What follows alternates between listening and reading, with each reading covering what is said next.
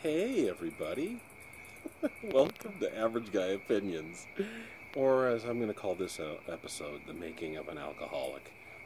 I really am not, but tonight you will see I am at the first parter of I don't even know what to call it. I'm on a journey that is driving me to drink. I'm going to have a little Fireball whiskey and Coke because I am the girliest drunk that any of you know. Crickets are loud tonight. Katydids are out. The cicadas are gone. Cheers. That's yummy. Okay. So, I came from, last night I came to you from the pits of hell. Now I'm in hell and I've made a nice residence here. I actually kind of like it. My address is 666, I don't know, Devil Lane. I live in a nice cul-de-sac with the other imps and the minions and all the other ne'er-do-wells that somehow landed me here. Okay, so here's what's going on.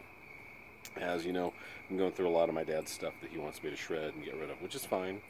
I will honor those wishes, but before I shred them, I'm definitely going to enjoy them. So, I've explained before my dad has not worked for upwards of 30 years. I have not known him to work since the 90s, the mid-90s, maybe even the early 90s, and I'm finding evidence that that is true. And I just find this man ever and ever more enigmatic, okay? Not to mention hypocritical. I mean, this is a man who talks about doing things for yourself and not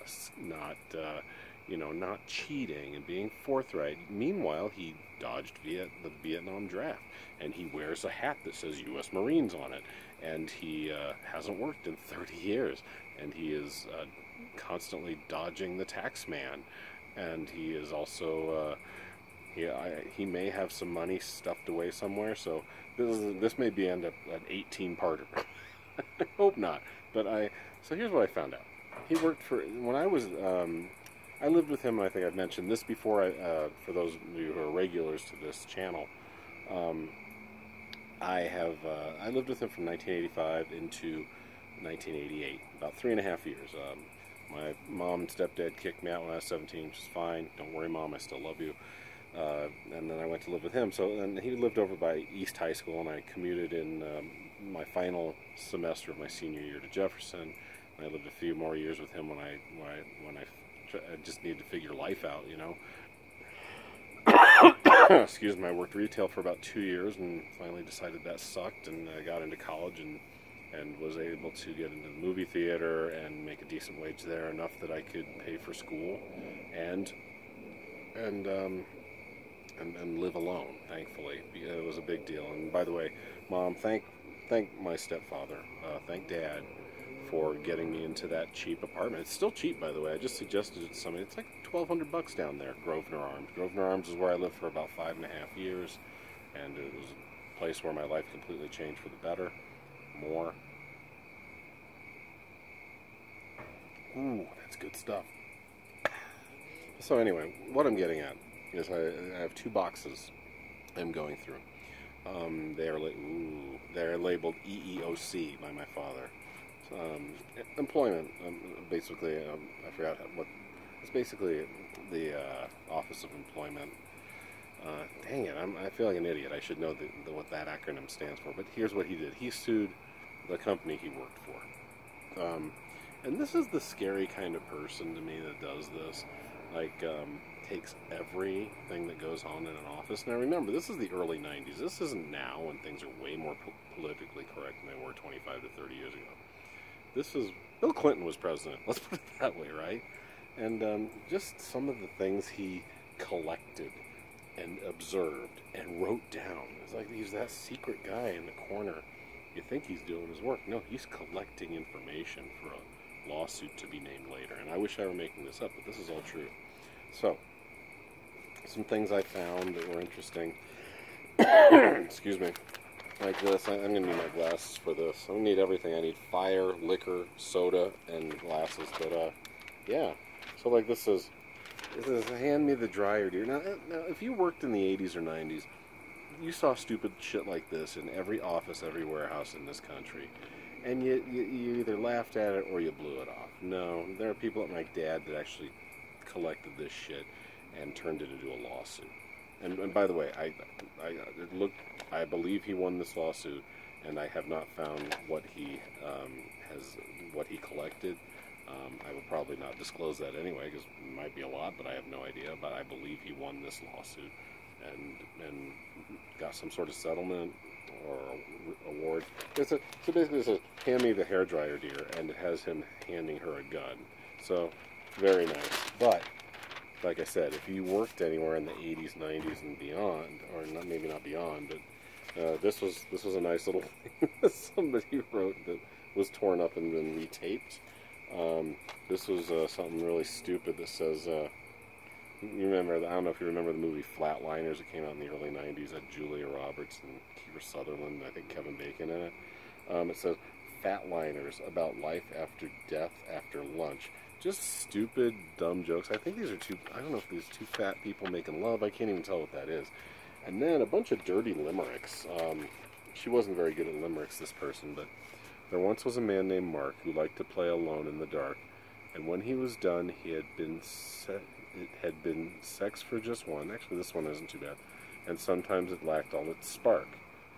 And the whole story of Mark. I don't know why they added an extra line, but there are a bunch of these. And actually, I'm going to keep these because I find this actually could be the beginnings of a book.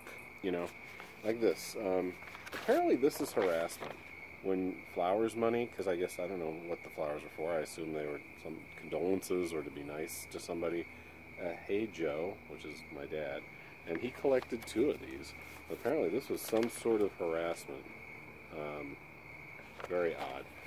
There's these other things here, these little stickers, which are very stupid, but and here's the other thing. If you're such a badass New Yorker tough guy, why does this offend you? It doesn't. This is a lawsuit. This is the most frivolous of lawsuits. This one's weird. Yeah, it's all these little stickers. Hard to see. But they're little faces, and then there's like, in the faces are little hands flipping the bird. And then, I don't even know what it says, but he dated this. On everyone's screen, 5/6 on Ken's and Rob's, 49.92. So apparently these stupid little things were on everybody's screens. All they are just dumb faces and flipping the bird. Okay, Mr. Tough New York guy. You're getting offended by a few stickers with this, right? It's really crazy, this whole thing. So, you know, I found tons of depositions, which I will probably do some quotes on maybe later on in this series, because this is something that I'm finding very fascinating. Oh, by the way, Mr. Forthright and Mr. How do I want to put it? Mr. Play by the Rules and Mr. Forge Your Own Way and Make Your Own Way used my address for all of this shit. I had no idea. He asked if he could use my address, and he never told me what it was about. And being a good, loyal, and gullible, stupid son that I was, I let him do this. And there, 2 or 3 addresses that I lived at are the address for all of this legal stuff. Now, I kind of figured it out a little bit.